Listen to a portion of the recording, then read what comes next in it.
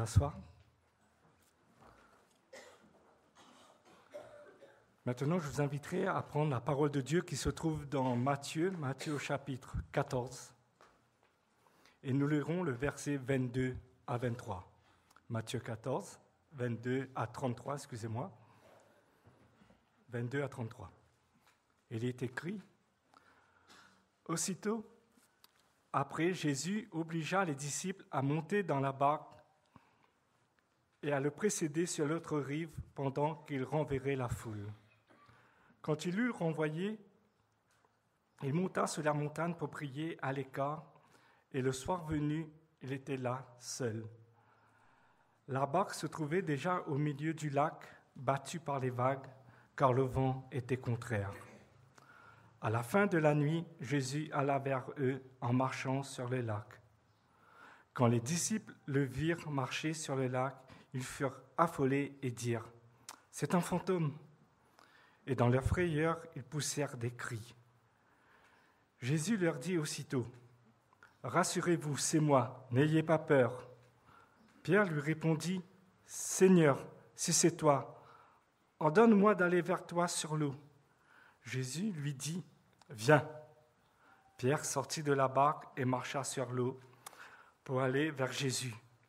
Mais voyant que le vent était fort, il eut peur, et comme il commençait à s'enfoncer, il s'écria: « Seigneur, sauve-moi !»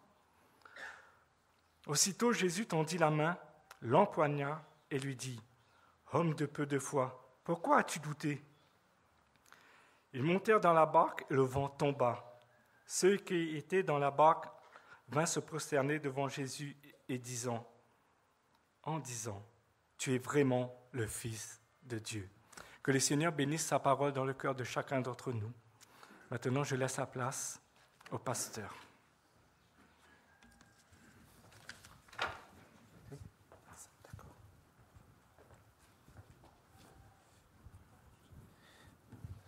Frères et sœurs, bonjour. Voilà, la forme n'y est pas, évidemment. Hein, okay, c'est la catastrophe que je redoutais. Cette grippe-là, avec les symptômes totaux. Okay, mais je remercie Dieu quand même que j'ai pu faire ce déplacement, être avec vous, passer ce moment avec vous, au moins ce matin, et partager avec Frédéric qui a pris la leçon, pour que je puisse vous adresser quelques mots, et ce matin et cet après-midi pouvoir vivre ce moment d'étude dans le livre de l'Apocalypse, parce que en fait je dois aménager un petit peu la voie, vu que ce soir, après le sabbat, je dois encore présider à un service, cérémonie de mariage, donc la journée est un petit peu longue. Mais voilà, je voudrais vous inviter, vous encourager à être avec nous cet après-midi, à nous soutenir dans cet effort-là. Je pensais à un moment donné reporter, ne pas faire pour cet après-midi, mais comme le mois dernier, au vu des conférences d'octobre, on n'avait pas pu tenir, sinon les intéressés auraient eu un laps de temps beaucoup trop long entre deux sessions d'études, et après l'intérêt se perd. Pour que justement, donc, on essaye de limiter cela. Déjà, il y a beaucoup de nos intéressés qui sont eux-mêmes malades. Certains sont en métropole, certains sont malades. Mais voilà, continuons, allons-y de l'avant, et continuons à proposer à nos amis, mais aussi à l'Église, une vision à partir du livre de l'Apocalypse. D'accord ? Donc, je mets ça sur votre cœur. Donc, je vous invite, on est ensemble cet après-midi, on se soutient les uns les autres. D'accord ? Voilà. J'ai fait mettre le tableau. Il est arrivé quelque chose là tout à l'heure. Frédéric était en train de vous parler de la leçon de l'école du sabbat, le bon samaritain, et tout ce qui passait, qui ne s'arrêtait pas devant celui qui avait besoin d'aide. Et il a dû faire une application, parce qu'il a dit, voyez, vous allez dire, voilà, le pasteur passe, il ne s'arrête pas. Et figurez-vous, c'est justement à ce moment-là que je passais. Et je n'ai pas compris, j'ai dit, il parle pour moi, là, ou bien il est en train de faire une certaine application des choses. OK? Mais c'était ça, c'était l'application, n'est-ce pas? Ouais. Voilà, comme quoi parfois.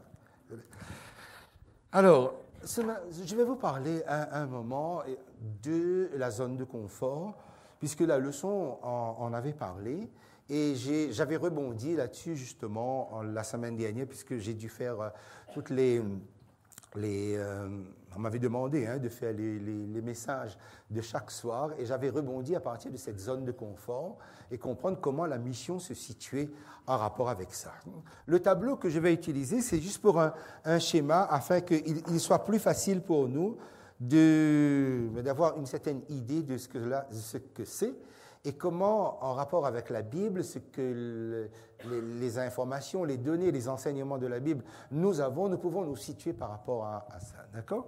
Alors, je vais dessiner, c'est un dessin que je vais faire, et après je prendrai des exemples bibliques. Et je vous dirai aussi que, voilà, l'expression zone de confort ou zone de sécurité, ce sont des expressions qui sont récentes, mais la réalité est plus ancienne.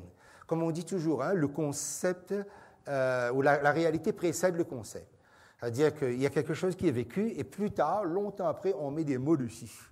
Okay? C'est pareil pour la zone de confort ou la zone de sécurité. Voilà. On va dire, je vais dessiner ça comme ça. OK, voilà. Je vais l'assurer. Et c'est ça que je vais appeler donc zone de confort. Alors, c'est quoi la zone de confort? C'est quoi une zone de confort? En fait, c'est une zone de sécurité qu'on s'est construit matériellement, géographiquement ou mentalement aussi, parce que la zone de confort existe à ce niveau-là, et dans lequel on se réfugie et on se sent bien.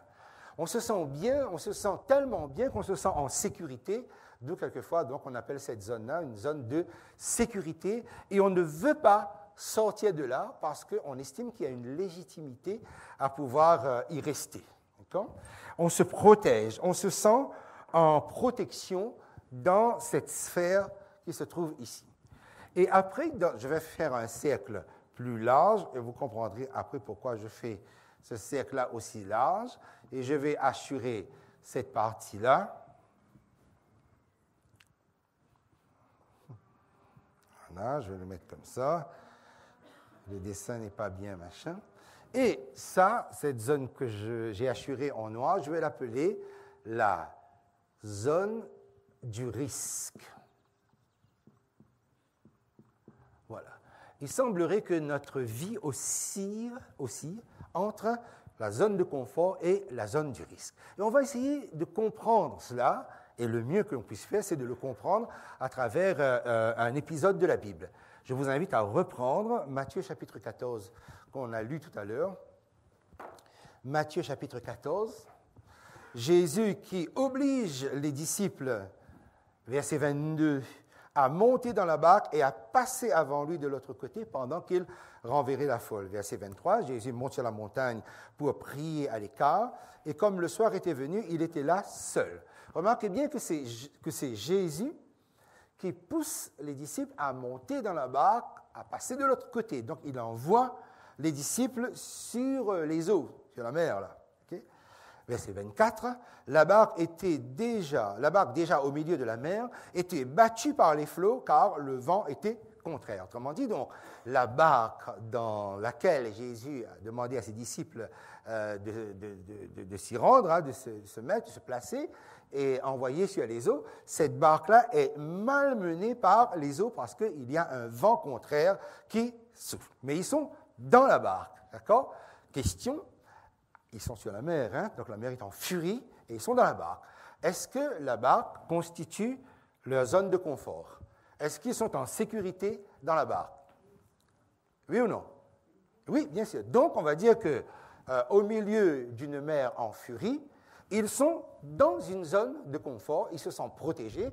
Et d'ailleurs, vous remarquez que le verset 25, on nous dit qu'on est à la 4e veille de la nuit, c'est-à-dire dans la dernière partie de la nuit, c'est-à-dire l'heure est déjà pas mal avancée, lorsque Jésus alla vers eux marchant sur la mer. Mais ils sont tranquilles.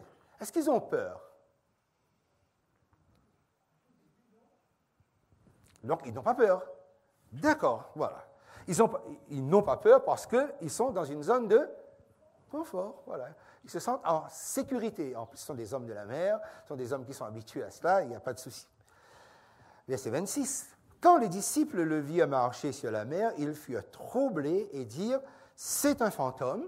le mot fantasmal, il ne faut pas le prendre comme un fantôme dans le sens où un mort qui se balade. C'est plutôt comme une espèce de force surnaturelle.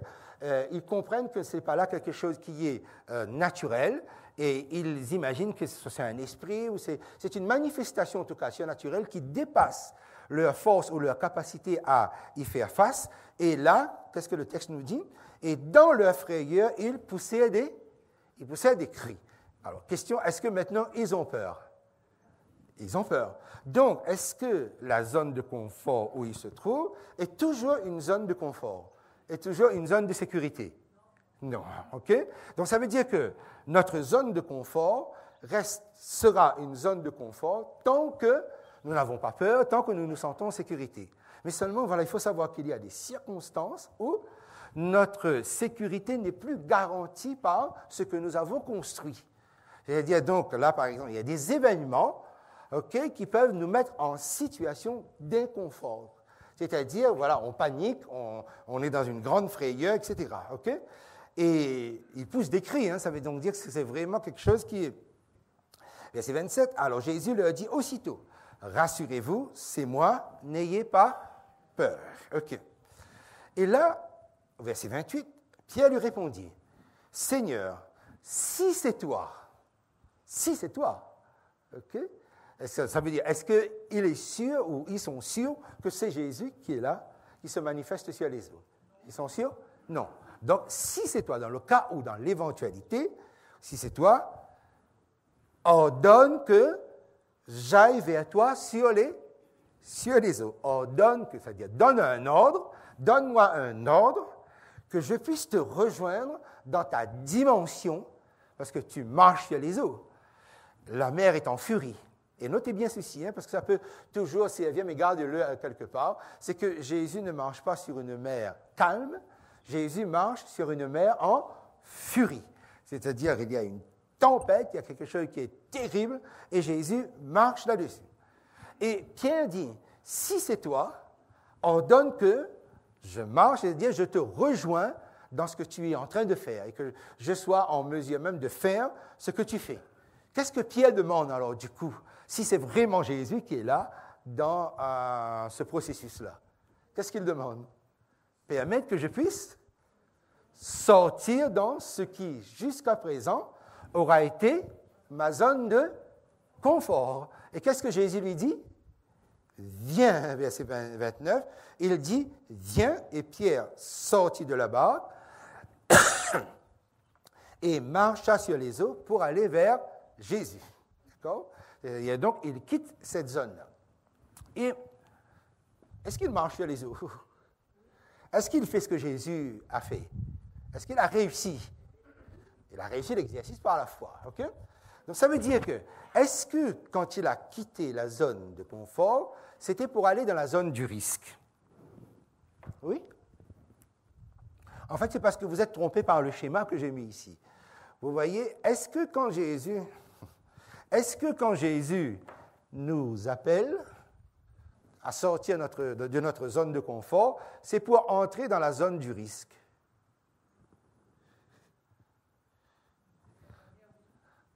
D'une certaine manière, oui. Les autres, vous êtes d'accord avec ça? Non, il y en a qui ne sont pas d'accord avec ça.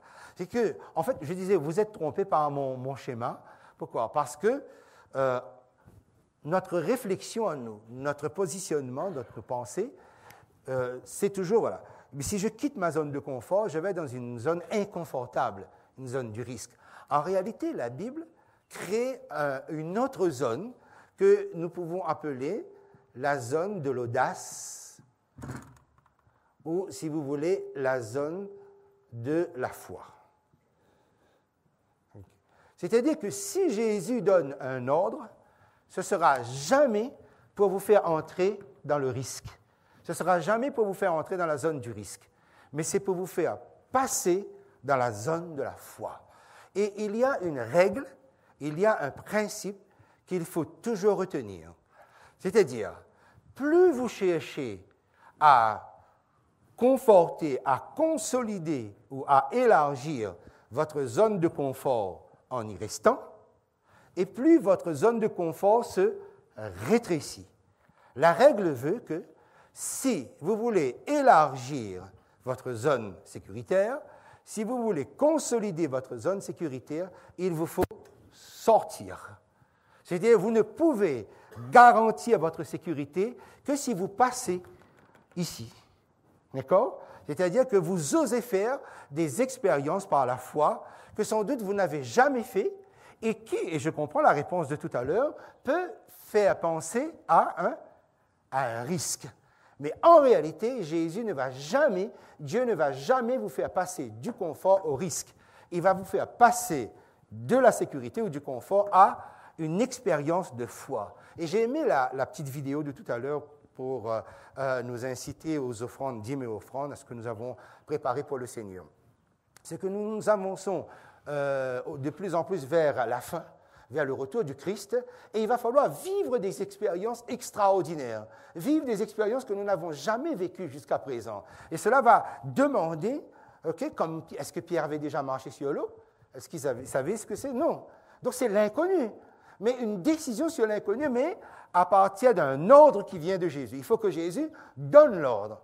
Autrement dit, donc, si ça vient de la parole de Dieu, si ça vient d'une autorité qui peut me garantir que je ne suis pas dans le risque, mais je suis dans la foi, je le fais. Alors, jusqu'à quel point serons-nous prédisposés à sortir de là? Et en fait, c'est aussi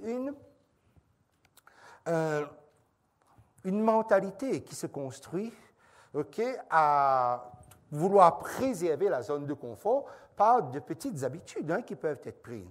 Ma zone de confort ce matin aurait été mon lit. Rester à la maison, parce que vous asseyez ce matin, ça n'allait vraiment pas. Il fallait faire des inhalations encore et recommencer tout le processus. Voilà, c'est-à-dire, si je sors, j'élargis ma zone de confort, j'élargis ma zone de sécurité. Après, on pourrait voir et discuter comment cela peut être possible. Permettez-moi de vous donner un autre exemple. C'est l'exemple de Goliath. Alors, Goliath, je vais le mettre ici. Et qui vous avez en face de Goliath? David, vous avez le peuple d'Israël. Où se trouvent David et le peuple d'Israël? Ils sont où? C'est mon schéma. Et ils ne veulent pas sortir de là. Pourquoi? Parce que le défi de Goliath les amène où? Dans la zone du risque. Alors, ils sont où? Ils sont ici. Voilà. Et David est ici. On va remettre là, ici. J'écris ici.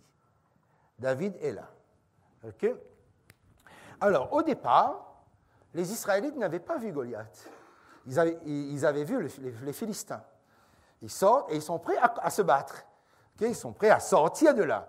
Mais quand Goliath se présente avec sa stature, avec son caractère invincible et lance le défi, qu'est-ce qui se passe? Ils ont peur et qu'est-ce qu'ils font? Ils restent dans la zone de confort. Ils ne veulent pas sortir. Mais le fait, c'est ça, c'est qu'au fur et à mesure qu'on avance dans le temps, cette zone de confort et de protection se rétrécit. C'est la règle. C'est pour ça que, en tant que pasteur, je pourrais dire, en tant qu'Église, je mets devant vous, toujours si le Seigneur vous appelle, s'il y a des défis à remporter, sortez de votre zone de confort, parce que vous êtes en train sinon de restreindre votre propre sécurité spirituelle. Alors tout le monde reste là et tout le monde est paralysé, et au fur et à mesure que le temps passe, il n'y a plus de possibilité d'action. Et là arrive David. David prend connaissance de la situation, et là je vous invite à prendre avec moi 1 Samuel, parce que peut-être ça vaut la peine de ne pas trop me fier à mes souvenirs, là, même si... Alors, 1 Samuel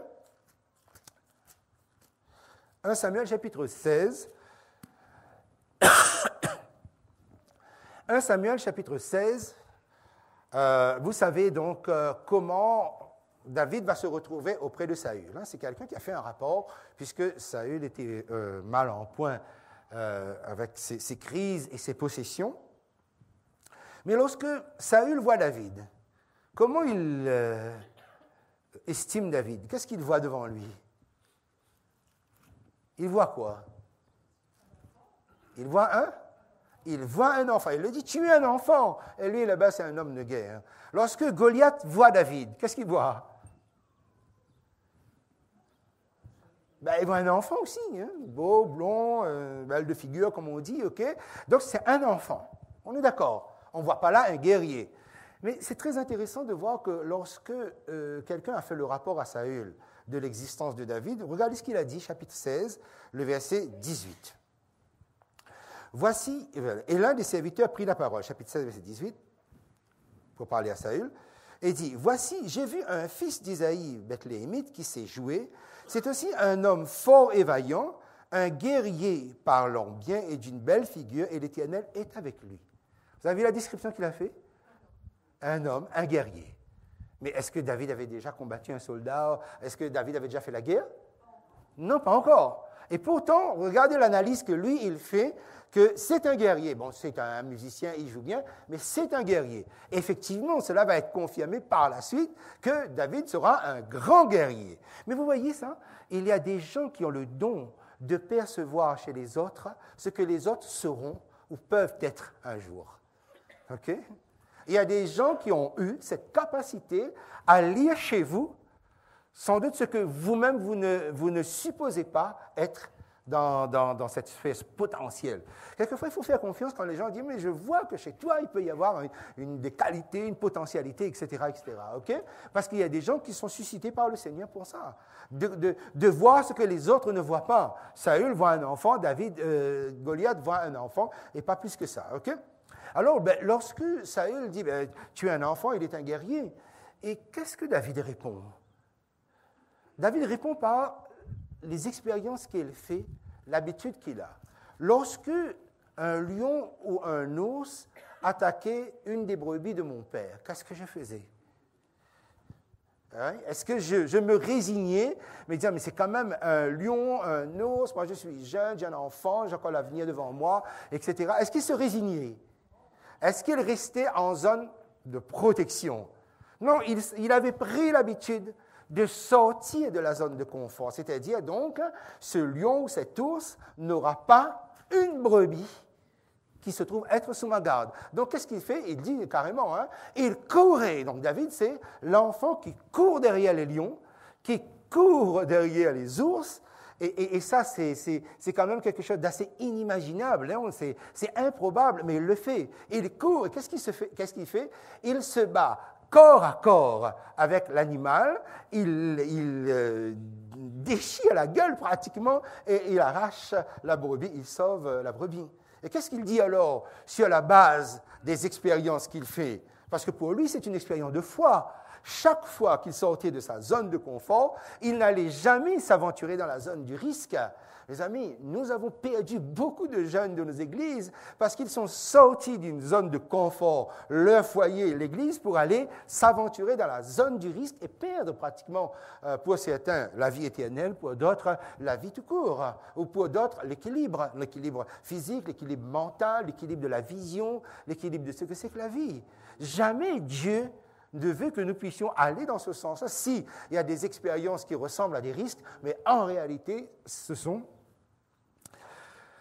Il faut que je me calme. La gauche n'a pas le même machin, la même tenue. Ça, voilà.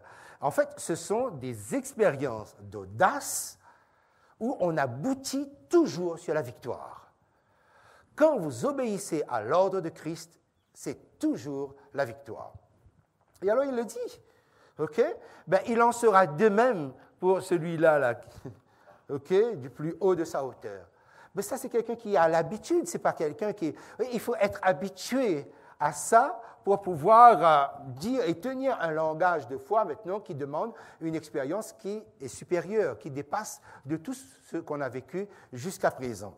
Et alors, quand nous sommes au chapitre 17, là, toujours, verset 42, le Philistin, c'est-à-dire Goliath, qui méprise David, et David...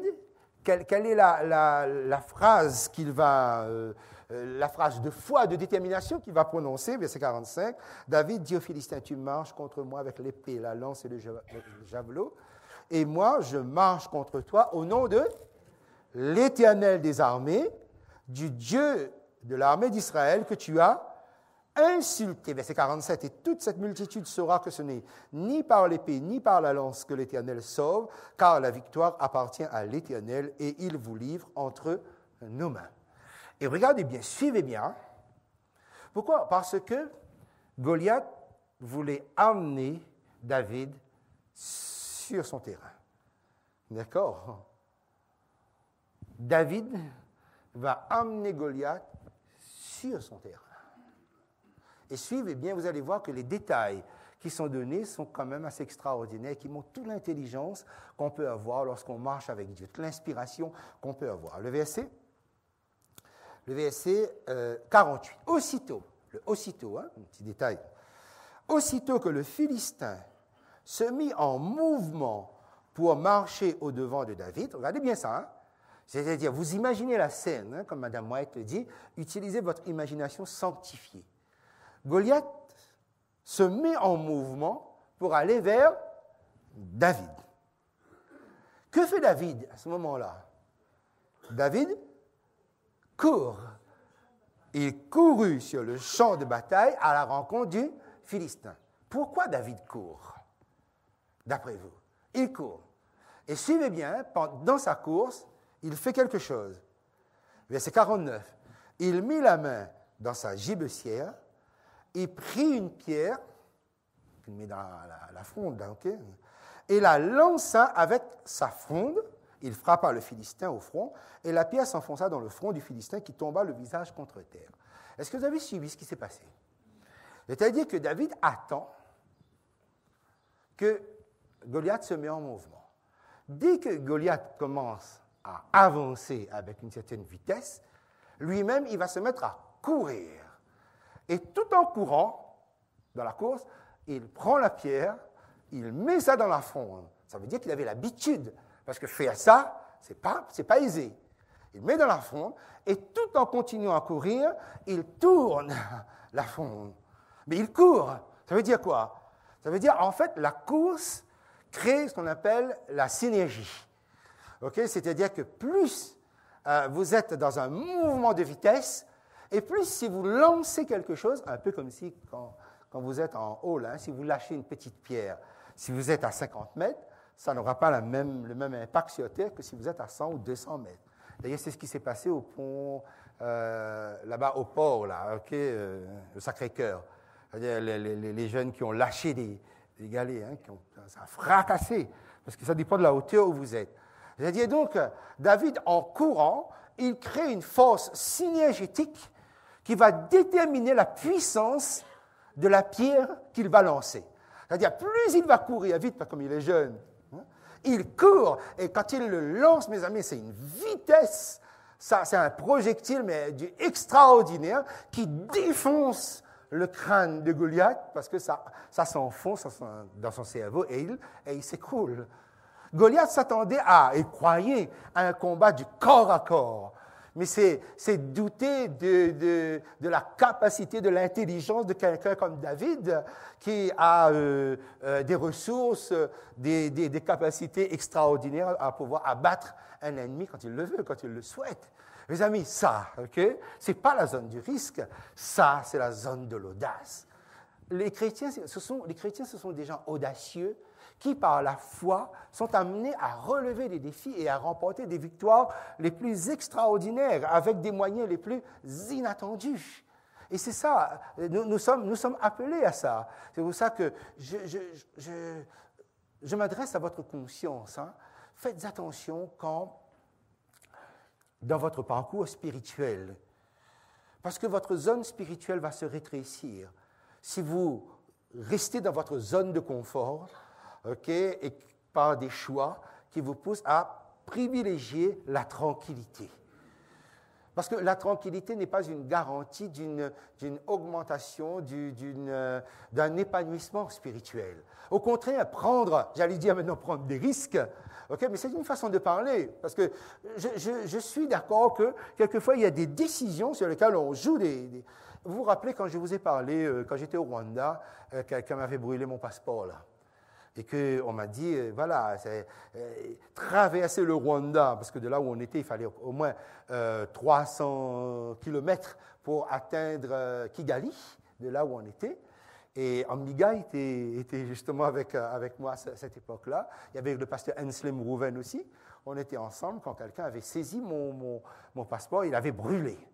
J'étais bloqué dans tout le Rwanda parce que si on m'arrêtait sans passeport, sans identité, je ne pouvais pas prouver que je n'étais pas un espion. C'était l'époque juste avant la Grande Guerre. Hein.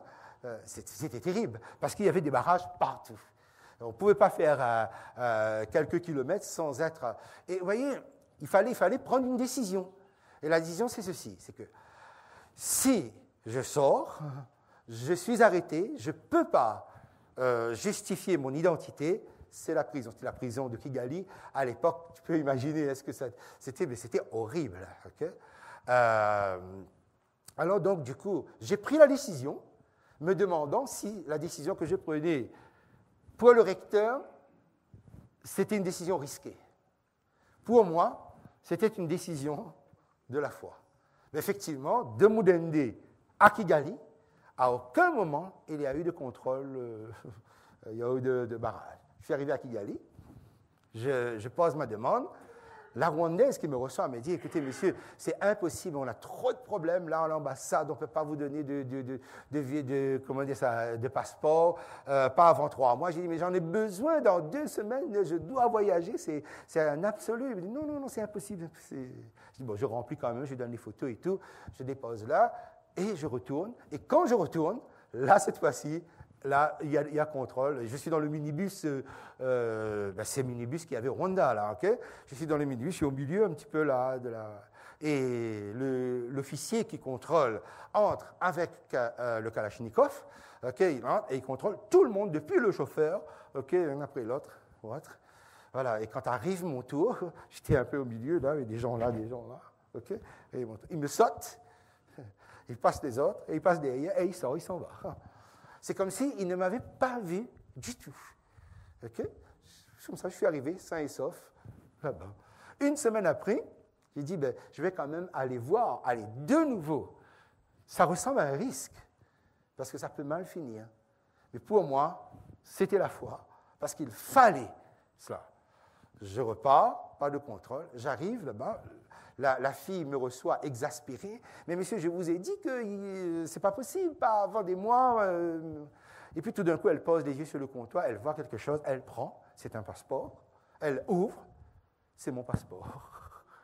En 1 semaine. Elle ne savait même pas qui a déposé ce passeport-là.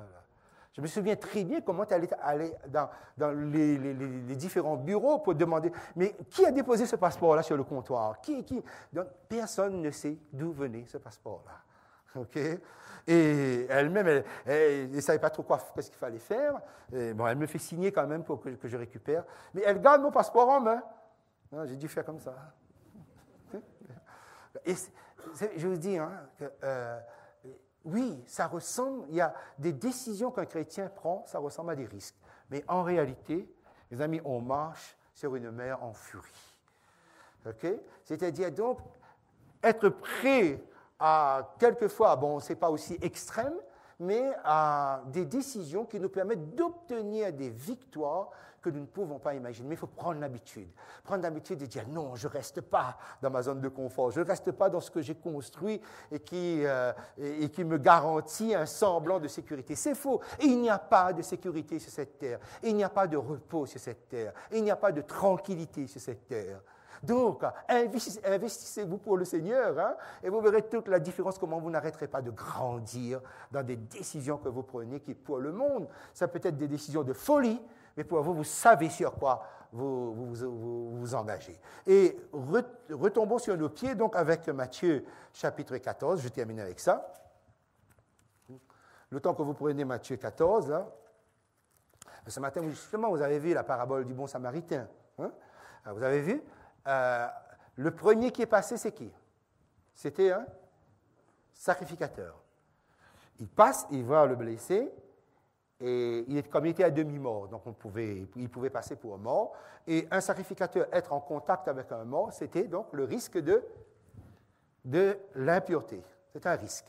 Pareil pour le Lévite. Okay? Donc ça veut dire, est-ce qu'ils sortent de leur zone de confort? Non. Vous voyez, c'est que, parce qu'ils ont déjà une planification, parce qu'ils ont déjà un programme, parce que, vous voyez, il y a des gens qui sont sécurisés quand ils savent où ils vont, quand ça a été planifié longtemps à l'avance et qu'ils ne sortent pas de ça.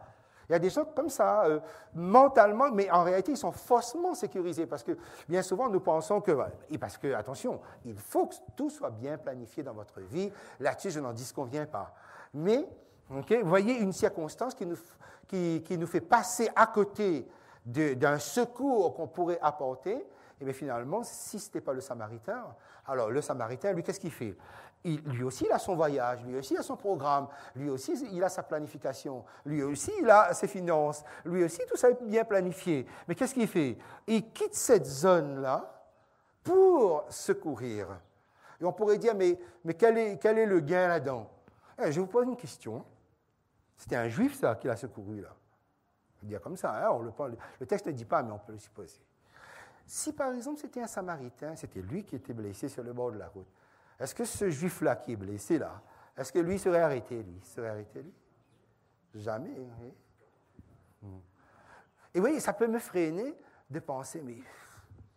Oui, mais là, c'est lui-là, mais si c'était moi qui étais là, il me serait arrêté là. Oui, si vous commencez tout ça, vous allez rester dans votre zone de... Et votre zone de confort. Votre zone de confort se rétrécit, en fait, vous voyez? Parce que vous commencez à analyser, à faire... Et puis, vous allez passer, vous aussi, votre chemin. Bon.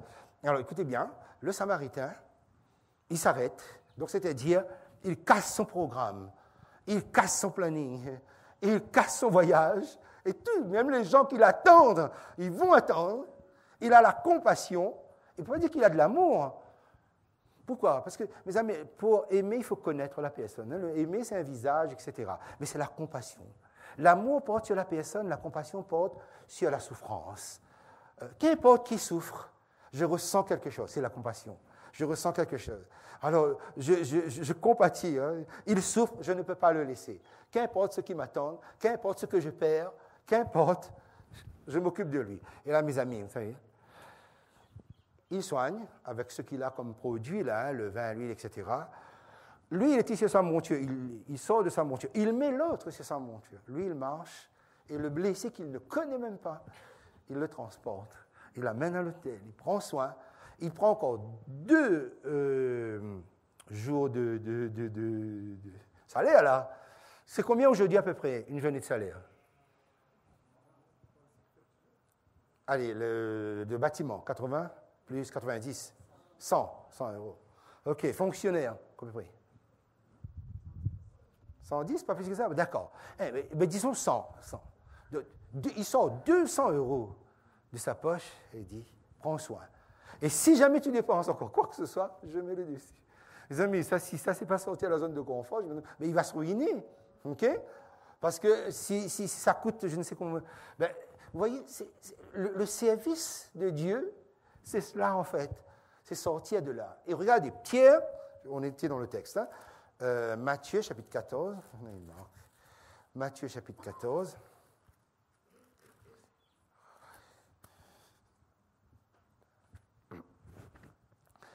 Alors, Matthieu chapitre 14, verset 29, Jésus lui dit, viens, il sort et il marche. Est-ce que c'est la foi, ça? Est-ce que c'est l'audace? Oui. Est-ce que c'est la foi? Aussi? Mais il marche sur les eaux. Vous n'êtes pas sûr que Pierre a la foi? Non, parce que vous anticipez déjà ce qui va couler, c'est ça? Hein? Mais il a la foi, bien sûr. Est-ce que la foi est forte? Mais attends, quelqu'un qui marche sur les eaux en furie, est-ce qu'il a une foi forte? Bien sûr. Mais il faut prendre la chose comme c'est. La foi est forte, mes amis. Il sort un pied, il sort de cette zone-là. Et il marche exactement en face de Jésus. Et voilà, OK? Il marche sur les eaux. Il est capable de le faire, mes amis. Vous êtes capable de le faire. Vous devez croire que vous êtes capable de marcher sur les eaux, non pas sur l'eau calme. non pas sur un fleuve tranquille, mais les eaux en furie. N'ayons pas peur de tout ce que nous entendons, même Israël, le Hamas. Mais comment on va faire? Comment notre Église va s'y prendre pour pouvoir prêcher l'Évangile éternel, pour apporter un réconfort? Là, bientôt, ils vont mourir de faim, de soif dans les rues de Gaza. Là, okay? Mais comment on va faire? Il faudra vraiment quelque chose d'exceptionnel. Il va falloir marcher sur les eaux par la foi. Moi, j'y crois. Vous êtes capable de le faire. Okay? Donc, Pierre est animé d'une foi extraordinaire. Et alors, au verset 30, mais, c'est pour ça, ce qui est embêtant avec nous, là, c'est qu'il y a toujours un mais, là. OK, mais, voyant que le vent était fort, et sans doute plus fort que sa foi, voyant que le vent était fort, il eut peur. Et il n'y a rien qui diminue la foi comme la peur. Et comme il commençait à s'enfoncer, il s'écria, « Seigneur, sors !» Alors, revoyons ça très rapidement, hein. Voyant que le vent était fort. Ses yeux, au départ, quand il a marché sur les eaux, ses yeux étaient où? Sur Jésus. Voilà. Tant que nous avons le regard sur Jésus, vous ne coulez pas. Ne craignez pas. Hein? Quelle que soit la force des éléments autour de vous, quelle que soit la menace et quelle que soit la forme sous laquelle ça se traduit, n'ayez jamais peur quand vous avez le regard sur Jésus. D'accord? Donc, il marche. Nous aussi, on marche. Mais, voyant que, qu'est-ce qu'il a regardé?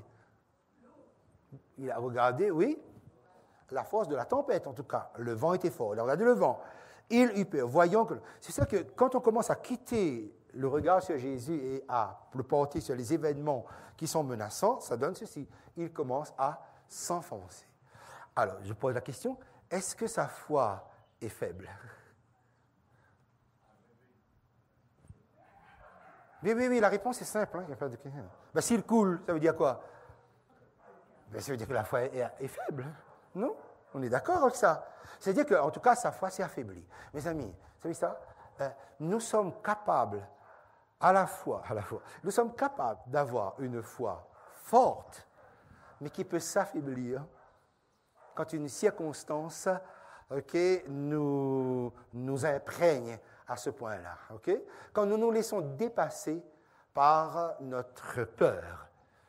C'est-à-dire que nous sommes des gens avec une forte foi, mais la foi qui nous anime peut prendre un coup et s'affaiblir et nous nous enfonçons. Et on se demande, mais alors ça veut dire aussi que Pierre finalement, il était là,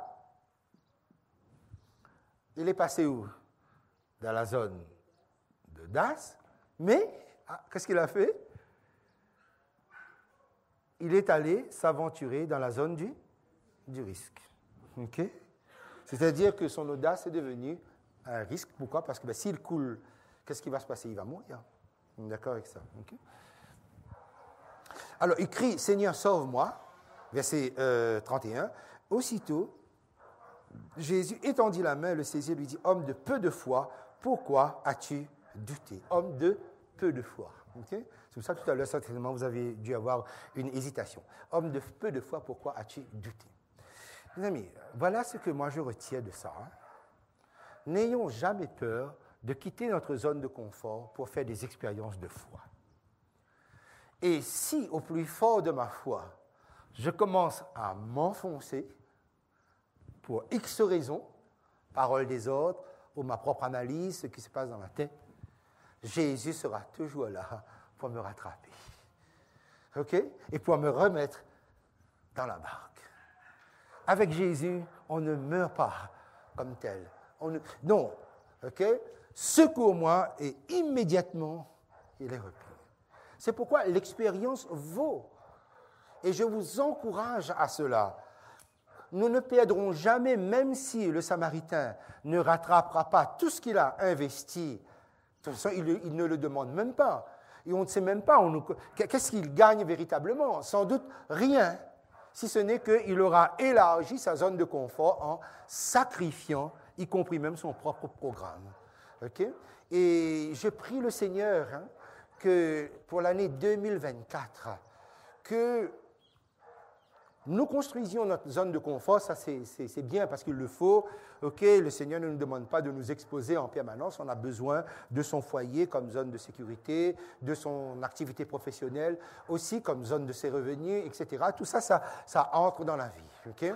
Mais le Seigneur lancera sans doute bien souvent des appels dans l'année 2024 pour que nous puissions trouver un autre type de tranquillité, la tranquillité de la satisfaction du devoir accompli, de répondre à la vocation, à l'appel de Jésus. Parce que ça, mes amis, okay, cette satisfaction-là est sans doute la plus grande zone de confort que nous puissions avoir quand vous rentrez, que vous êtes satisfait. Parce que là, même le diable ne pourra pas vous décourager. Et je prie le Seigneur donc qu'il vous bénisse dans ce sens et que cette réflexion de ce matin puisse vous permettre de progresser dans des décisions qu'il faut absolument prendre. Vous êtes d'accord avec moi? Voilà. Eh bien, que Dieu vous garde. Et à la sortie, je demanderai à Jean de sortir pour saluer à ma place. Ce matin, tu as présidé l'école du sabbat. Voilà. Pour saluer à ma place. Parce que si je suis là-bas, j'ai le réflexe tout de suite de vous prendre dans mes bras, tellement je vous aime. Donc, voilà, pour ne pas vous contaminer, prendre le risque de vous contaminer, okay, je ne me mets pas à l'avant. Mais cet après-midi, je vous donne rendez-vous à quelle heure? 15h30, voilà. Et après, nous avons donc notre petite collation fraternelle comme habituel. Que Dieu vous